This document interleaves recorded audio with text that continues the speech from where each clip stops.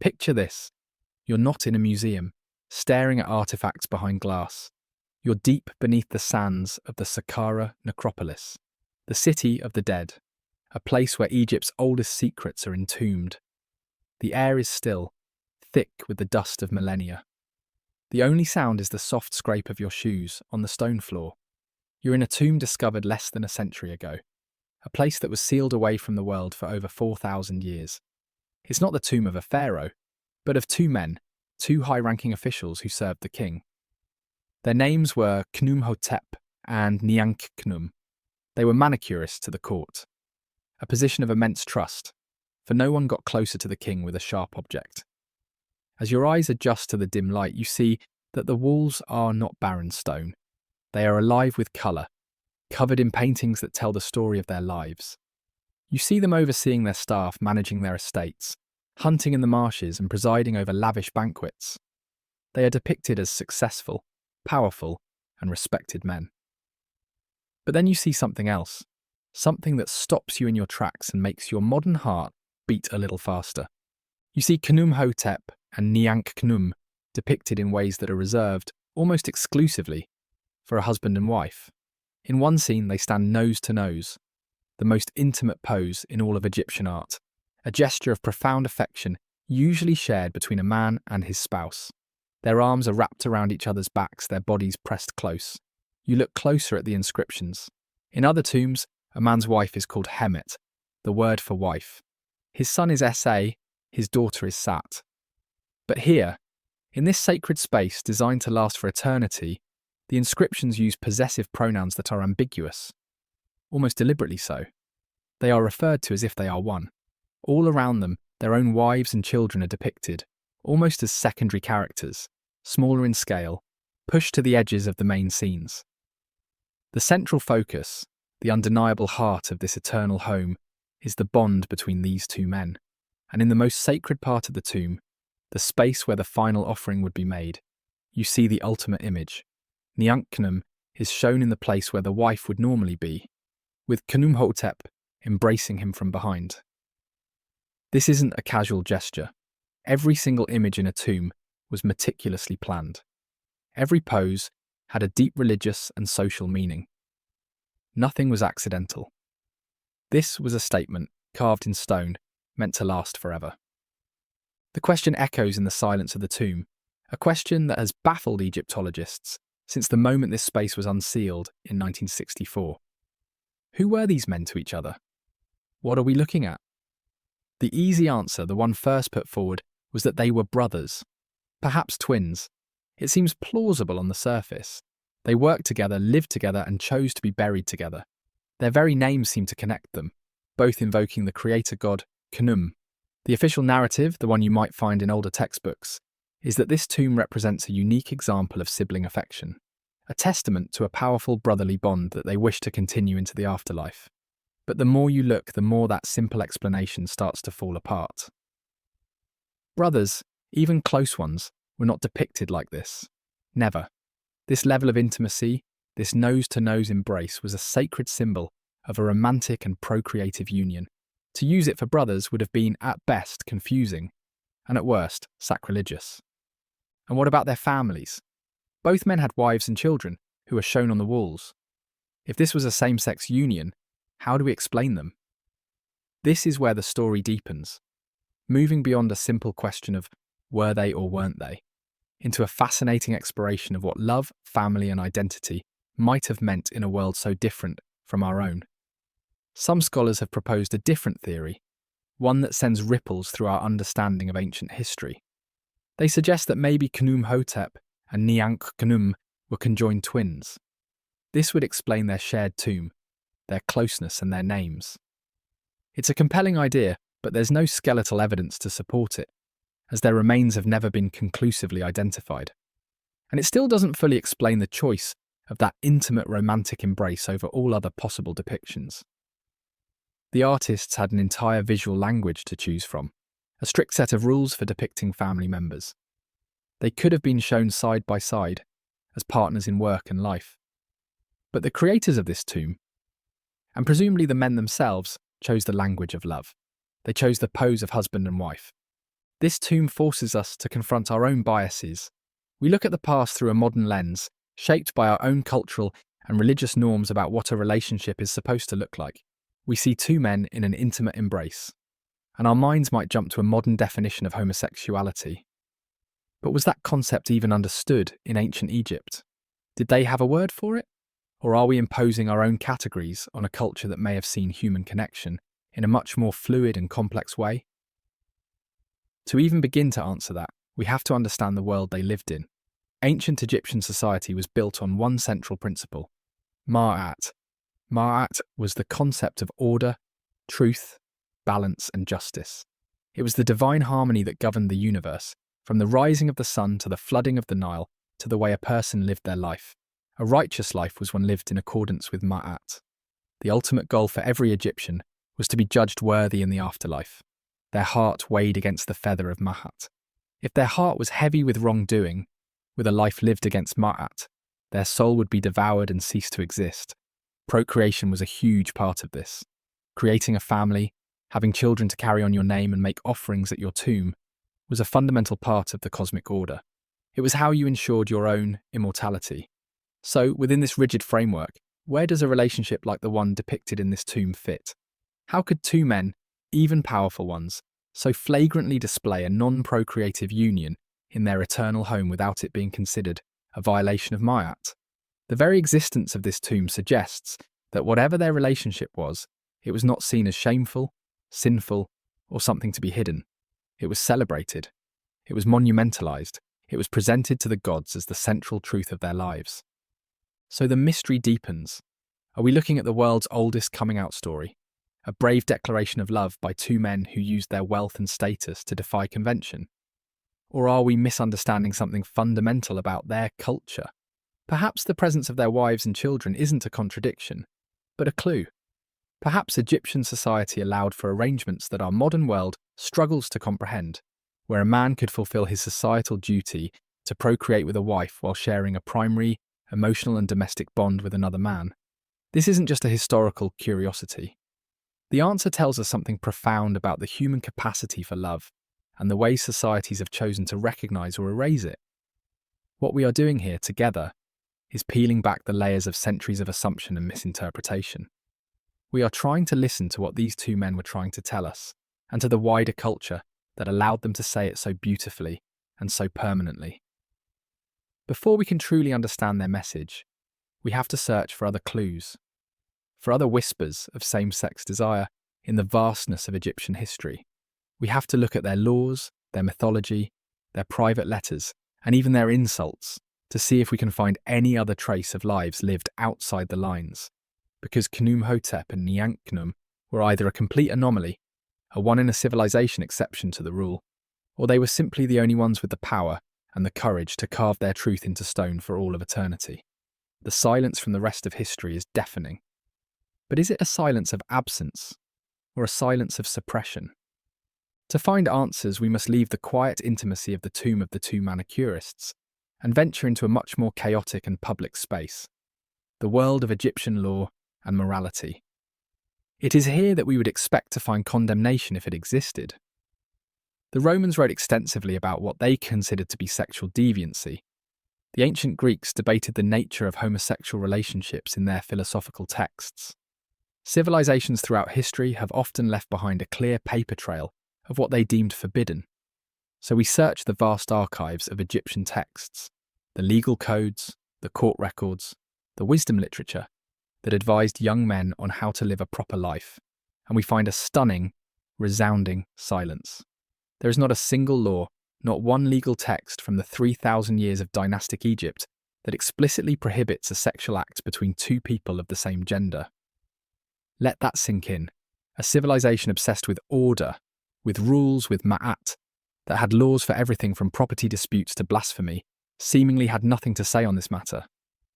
This is not proof of acceptance, but it is powerful evidence against the idea that it was considered a major crime or a societal threat. A society legislates against the things it fears. The Egyptians feared tomb robbers. They feared tax evaders. They feared those who would disrupt the divine order of the gods. They did not, it seems, fear two men or two women loving each other. But the absence of a law doesn't mean there wasn't a social stigma. Sometimes what is not said is as important as what is. We must turn to their moral and religious texts. The most important of these is the Book of the Dead, a collection of spells and declarations designed to guide the deceased through the underworld and into the afterlife. One of the key parts of this journey was the negative confession, where the deceased had to stand before the gods and declare their innocence of a long list of sins. They would say, "I have not stolen. I have not murdered. I have not lied." This list is incredibly detailed, covering everything from eavesdropping to being short-tempered to mistreating cattle. It is a comprehensive moral inventory of the Egyptian soul. And nowhere in any version of the negative confession does it say, "I have not had sexual relations with a person of the same gender." They were concerned if you had sex with a married person, because that was adultery, a violation of another man's property and family line. They were concerned if you committed a sexual act within a sacred temple, as that was sacrilege. The context, the violation of order, was the sin, not the gender of the participants. The focus was always on whether an act disrupted ma'at. Adultery disrupted the family unit. Sacrilege disrupted the divine space. But a consensual act between two men, in private? It appears to have been a moral blind spot. It simply wasn't on the list of things that would make your heart heavy when weighed against the feather of truth. So if it wasn't illegal, and it wasn't a sin that would bar you from the afterlife, where do we find evidence of how it was perceived? We find it where you often find a culture's unfiltered opinions, in its stories and its insults. And here we find our first truly negative portrayal. It comes from one of Egypt's most important founding myths, the story of the gods Horus and Set. These two gods were locked in a titanic struggle for the throne of Egypt after the murder of Horus's father, Osiris. Set, the god of chaos and violence, represented the disruptive forces of the world.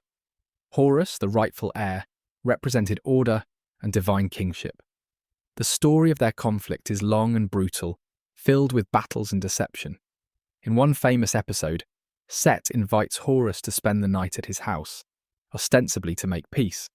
But under the cover of darkness, Set sexually assaults Horus. His goal is not pleasure. His goal is domination. He intends to humiliate Horus, to prove his superiority and unsuitability to be king by placing him in a submissive, feminine role. The act is one of power, not passion. The next morning, Set goes before the tribunal of the gods to claim his victory. He announces that he has done the work of a man against Horus. He expects the other gods to be shocked and to declare him the victor. But Horus, with the help of his mother, Isis, has been clever. Isis had captured Set's semen in her hand and threw it in the river, then cleverly placed Horus's own semen on some lettuce that Set, a voracious lettuce eater, would later consume. So when the gods call forth the semen to see who is telling the truth, Set's semen answers from the river, while Horus's answers from inside Set's own stomach. The humiliation is completely reversed. Horus has not been dominated. He has, in a magical way, dominated his attacker. The gods laugh at Set, and his claim to the throne is weakened. This story is crucial. For centuries, it has been cited as the definitive proof that the Egyptians viewed homosexuality negatively. But look closer. The evil in this story is not the sexual act itself. The evil is the non-consensual nature of it. It's an act of violence and a political power play. It's about dominance and submission. The shame was not in the act, but in being the one who was unwillingly penetrated, the one who was made passive.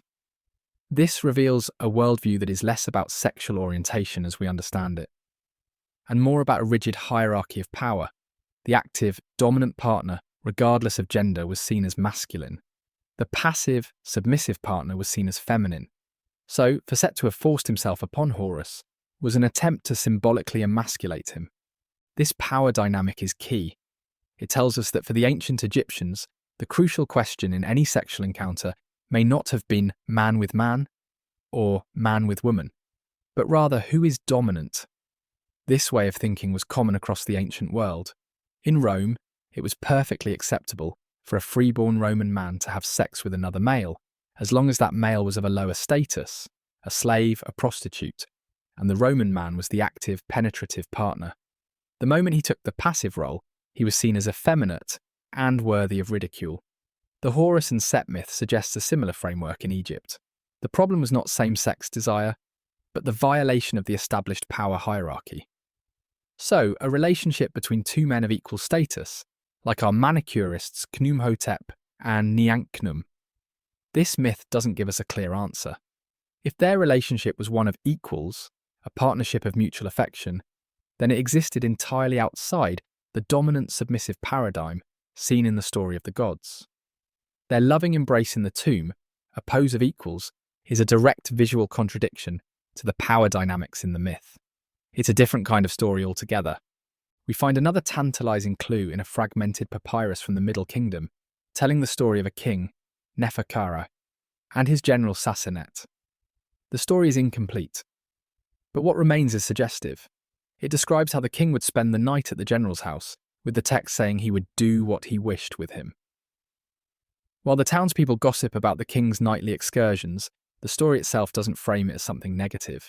It's presented more as a piece of royal intrigue. Again, we see the theme of power. The king, as the most powerful man in the country, can do as he wishes. His actions are, by definition, dominant. His relationship with his general, whatever its nature, doesn't challenge the social order, it reinforces it. The king is the active partner, the general the passive recipient of royal favour. This still doesn't get us to a relationship of equals. It seems that as long as the rigid social hierarchy was respected, the gender of the participants was of secondary concern. This leaves the tomb of Khnumhotep and Niankhnum looking more and more unique. They were social equals, they were colleagues, and they chose to be depicted in a pose of mutual affection, not of dominance and submission.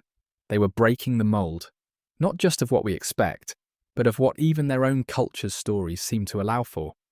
Theirs was not a story of a king and his subject, or a god and his rival.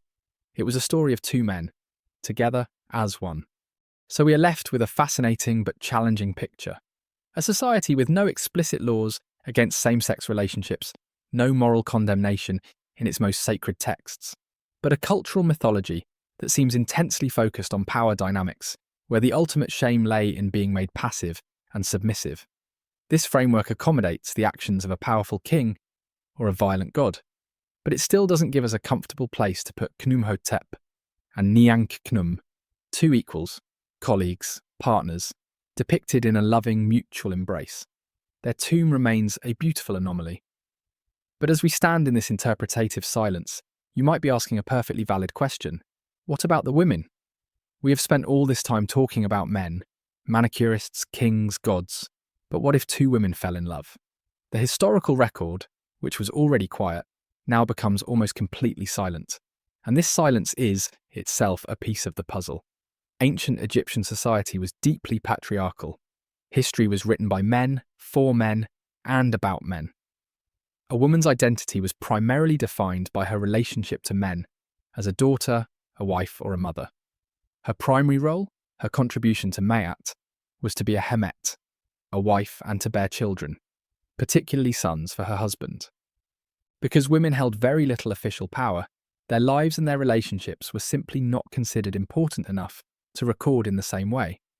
A romantic or sexual relationship between two women, because it did not involve the transfer of property, the creation of a legal heir, or a challenge to the male power structure, would have been largely invisible to the male scribes and officials who created the records we now study. It would have been a private matter, happening in the women's quarters, away from the eyes of history. We have no tombs of two women depicted like Khnumhotep and Niankhnum. We have no myths about lesbian goddesses. We have no papyri detailing the affairs of a queen with her handmaiden. This doesn't mean these relationships didn't exist. Of course they existed. Human nature is constant. It simply means that the society was not structured in a way that would ever allow such a relationship to be recorded for eternity. The silence is a reflection of the patriarchal structure, not necessarily of the reality of women's lives. It's a ghost in the machine, an absence that speaks volumes about who was allowed to have a public identity and who was not. This brings us to the power of words. We have no specific word in the ancient Egyptian language that translates to homosexual or gay. The very concept of defining a person by the gender of their sexual partner seems to be a modern invention. They had words for actions, but not for identities. They had the word NK, which meant to copulate, a verb that could theoretically be applied to any pairing. There was also a term, which is sometimes translated as coward or effeminate. But its use is rare and its precise meaning is debated. It seems to have been more of an insult against a man's character and manliness rather than a specific label for his sexual preference. This lack of a specific vocabulary is telling.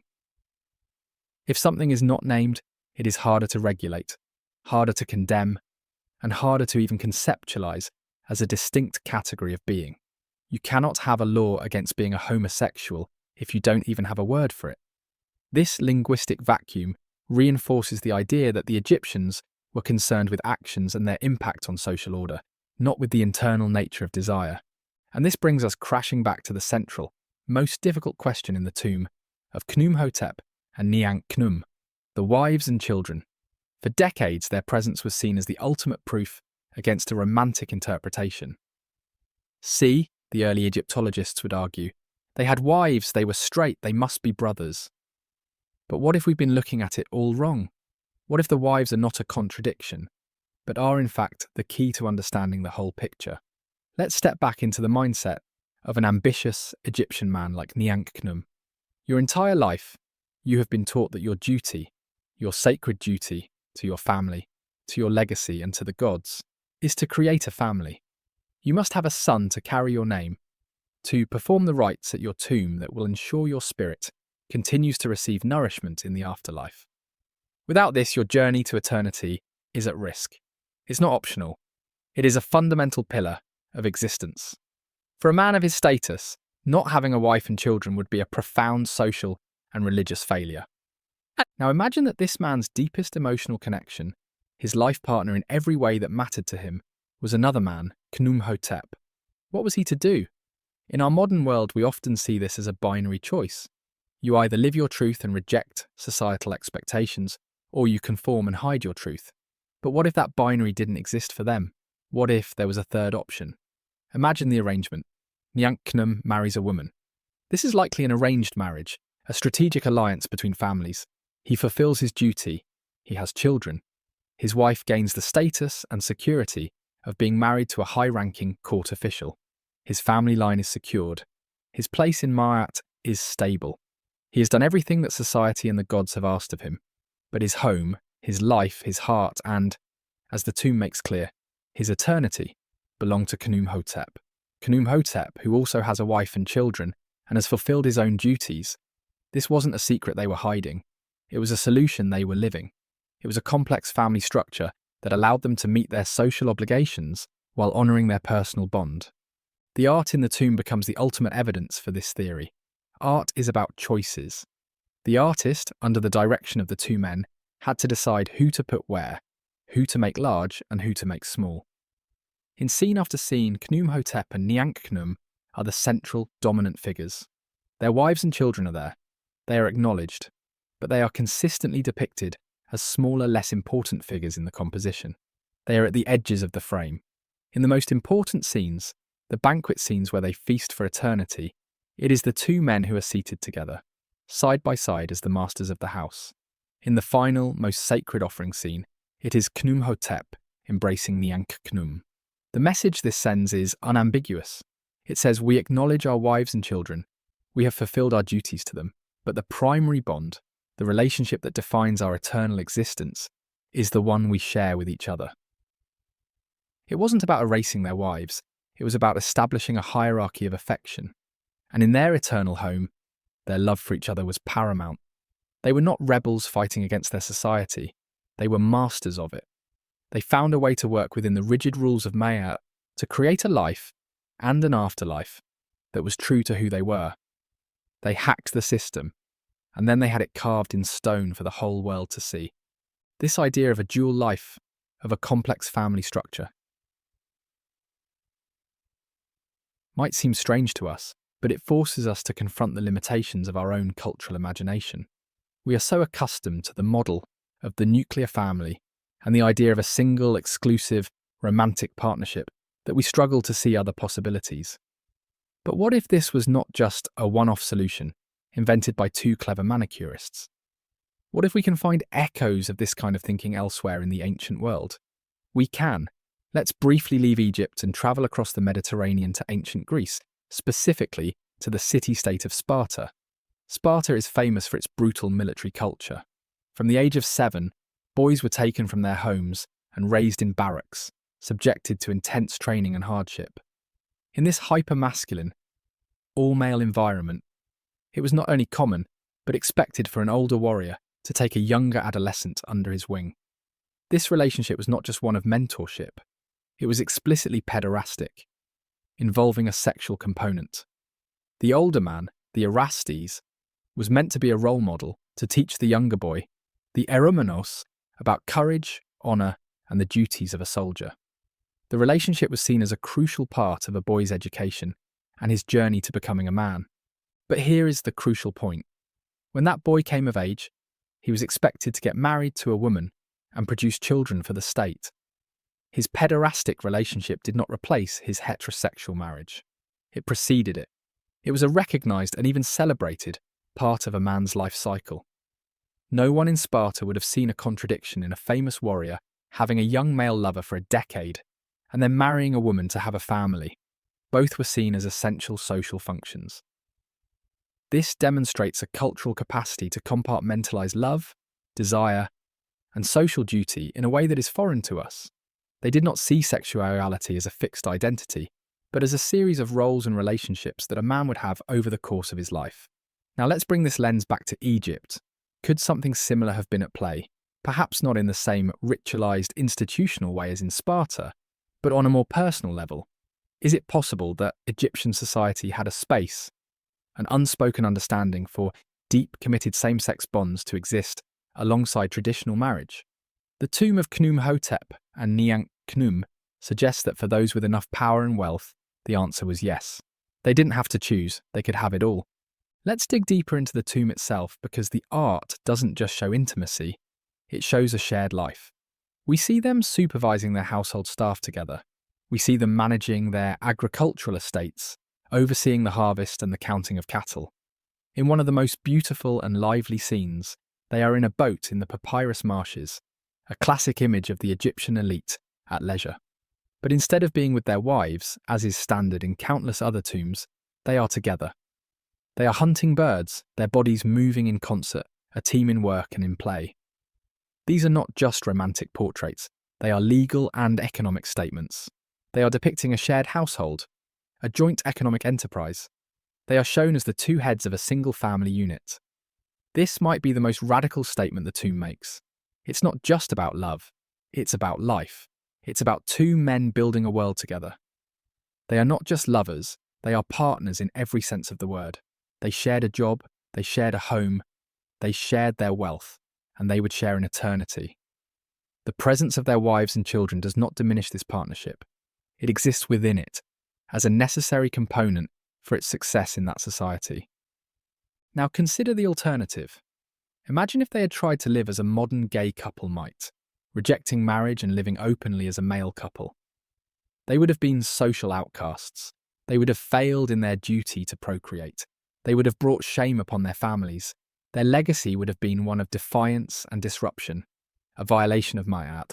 They would never have been able to commission such a magnificent tomb, a monument that required not just vast wealth, but also the full approval of the royal administration.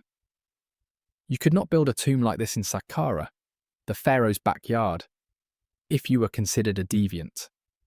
The very existence of this monument is proof that their arrangement was seen as acceptable, at least for them. By fulfilling their duties as husbands and fathers, they earned the social license to celebrate their primary bond with each other. They found the perfect loophole. They played the game so well that they were able to rewrite the rules. This interpretation also explains the careful, almost coded language of the inscriptions. The artists and scribes avoided using the word hemet, wife, to describe the men's relationship to each other. They used more ambiguous, poetic language. They are described as being joined for eternity.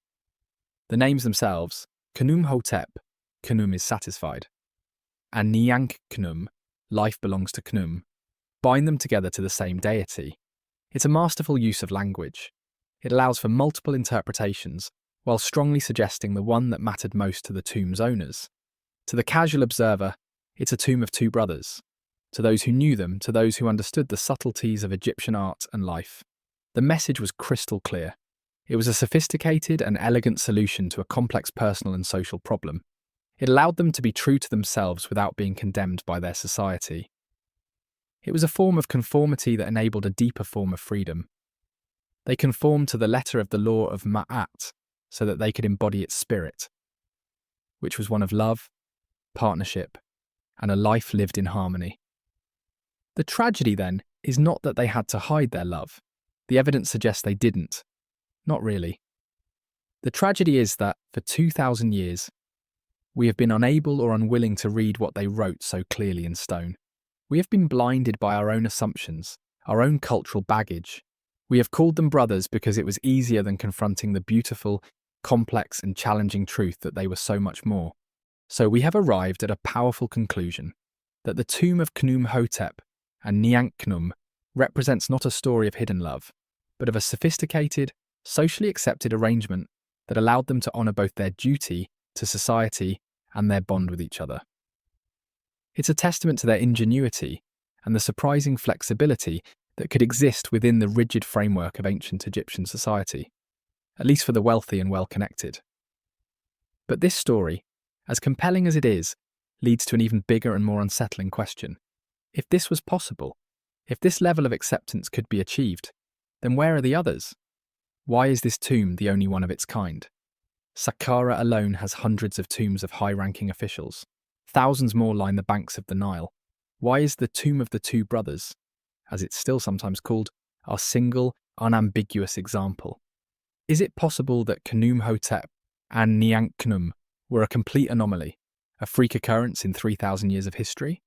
Or is it possible that we have been surrounded by the evidence all along and have simply failed to see it? This is where we must become historical detectives. We have to reconsider evidence that has been dismissed or misinterpreted for centuries. Let's start with art. We have been trained by traditional Egyptology to see every depiction of two men together as representing a father and son, or two brothers, or a patron and his subordinate. But what if we look again with our new understanding? What if we start questioning the automatic assumption of brother? There are numerous statues and reliefs showing two men in close, affectionate poses. Take, for example, the concept of the Ka statue. The Ka was an aspect of the soul, a person's life force, or spiritual double. Tombs contained statues where the deceased could embody their Ka. In some cases, we see statues of two men standing together, with one man's arm wrapped around the other. The standard interpretation is that it shows the tomb owner, with his Ka represented as a separate figure. But what if it isn't a spiritual double? What if it's a partner? What if, like Khnum-Hotep and Nianchkhnum, another man was so essential to his identity that he chose to have him represented as his literal life force, his other self, for all of eternity? Without an inscription that explicitly says, "This is my lover," we can't be certain. But we can no longer be certain of the old interpretations either. The door of possibility has been opened. And then there is the poetry. The Egyptians wrote beautiful love poetry, full of passion and longing. Most of it is, on the surface, heterosexual. The speaker is usually a man addressing a woman, calling her sister as a term of endearment. Or a woman addressing a man, calling him brother. But the language is often deliberately ambiguous. The pronouns can be vague. The descriptions of the beloved's beauty, their smooth skin, their graceful neck, their captivating eyes, could easily be applied to a young man as well as a young woman. For a long time, scholars simply assumed the heterosexual context. But in the 1970s, a researcher named Richard Parkinson, the same scholar who did pioneering work on the Horus and Set myth, took another look. He argued that some of these poems make just as much, if not more sense, if they are read as expressions of same-sex desire. Consider a poem where a man speaks of his beloved as being unique, a goddess among women. But later in the same poem, he describes the beloved's physical prowess and strength in ways that are more typically associated with men. Is this just poetic license? Or is it a subtle, coded way of expressing love for another man, using the acceptable conventions of heterosexual, love poetry as a mask. Again, we are in the realm of interpretation. We cannot prove it definitively, but it suggests that same-sex desire may not have been erased from the record, but simply hidden in plain sight, woven into the fabric of existing cultural forms. A person could write a passionate love poem to their male lover, and as long as they used the right conventions, no one would bat an eye. It would be read by the public as another charming poem about a man and a woman, while its true meaning would be clear to the lover for whom it was intended. It is a form of plausible deniability, a way of communicating a forbidden truth within an approved framework. This is not so different from what Khnum-Hotep and Nianch-Khnum did in their tomb. They used the approved artistic language of married couples to express their bond, knowing it could also be interpreted as the bond of brothers. It's a brilliant strategy. It allows for the expression of a personal truth without causing a public scandal. It operates in the grey space between conformity and rebellion. This brings us to one of the most intriguing and mysterious figures in all of Egyptian history, the pharaoh Akhenaten. Akhenaten was a true revolutionary. He came to the throne and threw out the entire pantheon of Egyptian gods, replacing them with a single deity, the Aten, represented as the disk of the sun. He moved the capital city, changed the artistic style, and upended thousands of years of tradition. His reign was a radical and ultimately failed experiment in monotheism. But it's the art from his reign that concerns us here. It is unlike anything that came before or after. The human form is depicted in a strange, androgynous way. Akhenaten himself is shown with a long, slender neck, wide hips, a protruding belly, and full thighs. It is a deliberately effeminate portrayal. His famous wife, Nefertiti, is often shown with features that are almost identical to his, making them appear like a pair of divine, gender-fluid beings. In some reliefs, Akhenaten is shown in poses of intimacy, not just with Nefertiti, but with another mysterious figure named Smenkhkare, who may have been his co-ruler for a short time, and who some believe was his brother or his son. The relationship between Akhenaten and Smenkhkare is one of the great unsolved mysteries of Egyptology. Some depictions show them in poses of affection that are startlingly intimate. Were they lovers? Given Akhenaten's willingness to break every other rule, it is certainly possible. He was redefining divinity, and with it he may have been redefining the nature of gender and love at the highest level. His entire revolution was about breaking down old dualities and embracing a single, all-encompassing God. Perhaps this philosophy extended to his personal life, erasing the boundaries between male and female, lover and co-ruler. The evidence is circumstantial, tantalizing, and ultimately inconclusive. But it serves as another powerful reminder that our assumptions about the past are often more fragile than we think. The official story is often just the surface layer, and beneath it lies a world of complexity that we are only just beginning to uncover. The tomb of Khnum-Hotep and Nianch-Khnum may not be the only one of its kind. It may simply be the most honest. So what happened? If there was this space, this potential for a kind of lived acceptance in ancient Egypt, why did it disappear? Why did the story of Khnum-Hotep and Nianch-Khnum become buried not just by sand, but by history itself? The answer is that Egypt did not exist in a vacuum. It was conquered, and its conquerors brought with them new gods, new laws, and new ideas about sex and sin. The first major shift came with the Greeks. When Alexander the Great conquered Egypt in 332 BC, he ushered in the Ptolemaic period. As we saw with the Spartans, the Greeks had their own complex and often contradictory views on homosexuality, but they introduced a more codified and philosophical way of discussing it. This was followed by an even more powerful and transformative force, the Romans. When Rome annexed Egypt in 30 BC, it imposed its own legal and social structures. As we know from the story of Nero and Sporus, the Romans had a deeply ingrained obsession with dominance and submission. For them, the issue was not the gender of your partner, but your role in the act. To be the passive partner was to be unmanly, a source of deep social shame. This Roman worldview, with its rigid hierarchy and its anxiety about effeminacy, began to overlay the older, more fluid Egyptian understanding. The world of Khnum-Hotep and Nianch-Khnum, where two men of equal status could share a loving embrace, was becoming harder to imagine. But the most profound and permanent change came with the arrival of a new religion spreading out from the Roman province of Judea, Christianity. Early Christianity, as it began to take shape and codify its doctrines, absorbed some of the Greco-Roman anxieties about sexual propriety, but added a powerful new element: the concept of sin as an inherent stain on the human soul. For the first time, a major belief system was teaching that certain sexual acts were not just socially inappropriate or a disruption of the worldly order, but were intrinsically evil, an offence against God himself.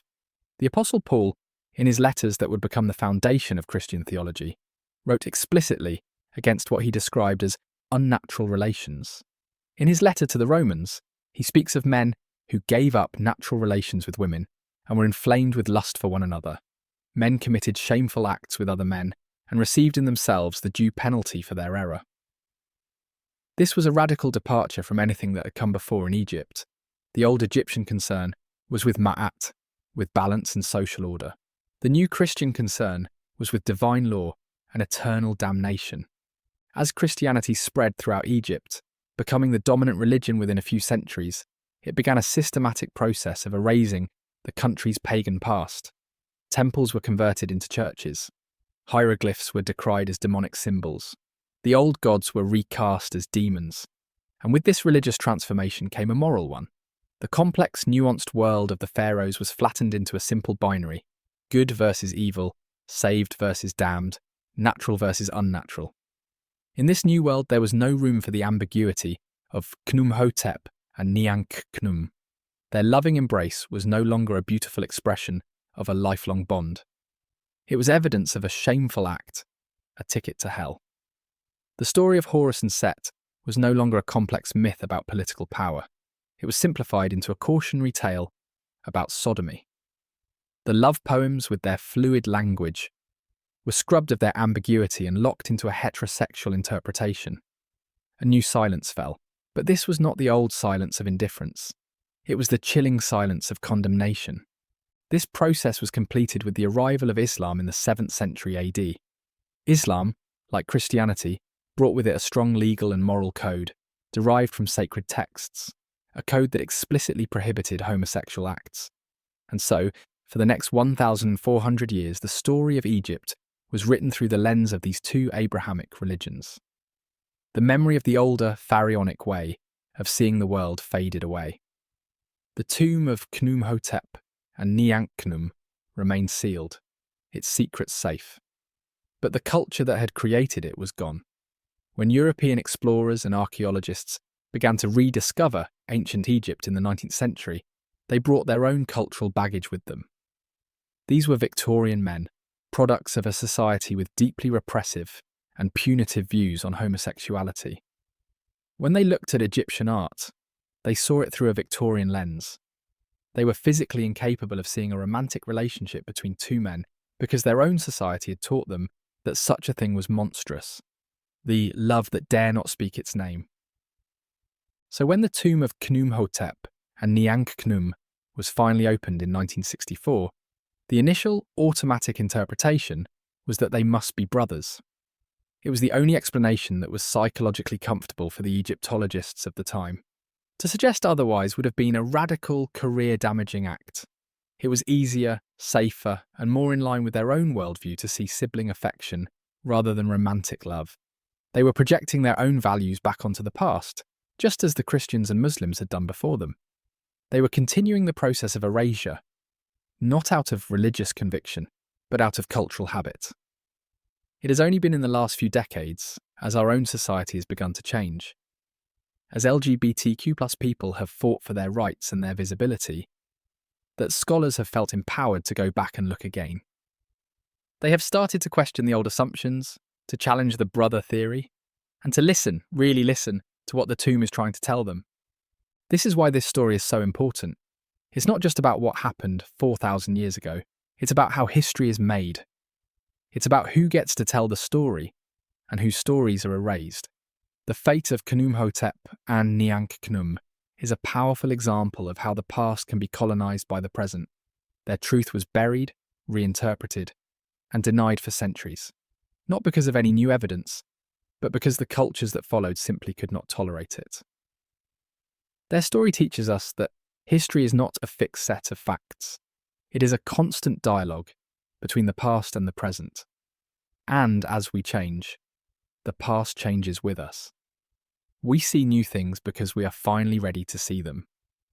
The tomb was always there. The paintings never changed. The embrace was always just as tender. The only thing that has changed is us. We are, at long last, beginning to catch up to the wisdom that was carved in stone 4,500 years ago. So we return, in the end, to where we began, standing in the silent, painted tomb of two men who lived and worked and loved over 4.5 millennia ago. We have travelled through the laws, the myths, and the poetry of their civilization. We have explored the complex ways they might have navigated their duties and their desires. We have seen how their story was silenced and rewritten by the conquerors and scholars who followed. And now we must ask the most important question of all. Why does this matter? Why should we care about the relationship between two long-dead Egyptian manicurists? We should care because their story is a powerful testament to the resilience of human love in the face of societal pressure. Whether they were defying convention or cleverly working within it, they found a way to make their bond the centerpiece of their eternity. In a world that demanded conformity, they carved out a space for their truth. Their tomb is not just a historical document, it is a monument to the enduring human need for connection, a need that transcends time, culture, and convention. We should also care because their story challenges our own arrogance. We often look at the past with a sense of superiority, as if we are at the enlightened end of a long, dark road. We see ancient peoples as primitive, bound by superstition and ignorance. But the tomb of Khnum-Hotep and Nianch-Khnum flips that narrative on its head. It suggests that, in some ways, this ancient society may have had a more sophisticated and pragmatic understanding of human relationships than we do. They seem to have understood that a person's public duties and their private affections do not always align, and they may have allowed for ways to accommodate that reality without demanding that a person sacrifice one for the other. They may have lacked our language for identity, but they seem to have possessed a kind of social flexibility that we, with all our labels and categories, often lack. Their world was not a paradise of tolerance, far from it. It was a rigid, hierarchical, and patriarchal society. But within that rigidity, there were cracks of light, spaces for negotiation, and the potential for a kind of lived reality that our own history has often denied. Furthermore, this story is a vital act of historical reclamation. For centuries, the narrative of history has been overwhelmingly heterosexual. Anyone who did not fit that mould was ignored, pathologized, or explained away. LGBTQ+ people have been taught that they have no history, that they are a modern phenomenon, an aberration from the norm, but stories like this one obliterate that lie. They prove that same-sex love and desire have always been a part of the human story. Khnum-Hotep and Nianch-Khnum were not the first, and they were not the last. They were simply two men who had the power and the courage to create an indelible record of their lives. By unerasing their story, we restore a piece of the human past that has been stolen. We give a voice to the voiceless and a history to those who have been told they have none. This is not about rewriting history to fit a modern agenda. It is about correcting a historical record that has been distorted by centuries of prejudice. It is about telling the whole story, not just the parts that make us comfortable. Finally, the story of Khnum-Hotep and Nianch-Khnum matters because it is, at its core, a story about us. It holds up a mirror to our own society and asks us difficult questions. How do we treat those who are different? What stories do we choose to tell? And whose do we choose to ignore? How have our own laws, religions, and cultural biases shaped what we think is possible for love and for family? The journey to understand these two men is a journey into our own assumptions. The struggle of Egyptologists to interpret their tomb reflects our own societal struggle to accept the diversity of human affection. The fact that it took so long to even consider the possibility that they were a couple tells us more about ourselves than it does about them. Their story is a powerful reminder that history is not just about them back then. It's about us right now. It's a living thing, a conversation across time that forces us to confront who we are and who we want to be. The next time you see a documentary about ancient Egypt, the The next time you walk through a museum gallery, look closer. Look past the official labels and the easy explanations. Look at the art with fresh eyes. Question the assumptions. Search for the silences, the gaps in the story, the lives that have been overlooked. Because history is full of ghosts, and it is our job to listen for their whispers. The tomb of Khnumhotep and Niank-Khnum is one of those whispers, a message in a bottle that has finally washed ashore after 4,000 years. It's a message of love, of partnership, and of a shared eternity. It's a message that was almost lost forever. But thanks to the enduring power of art and the shifting perspectives of the living, we can finally begin to hear it. And it is a story that deserves to be told, not just as a historical curiosity, but as a timeless and universal testament to the human heart.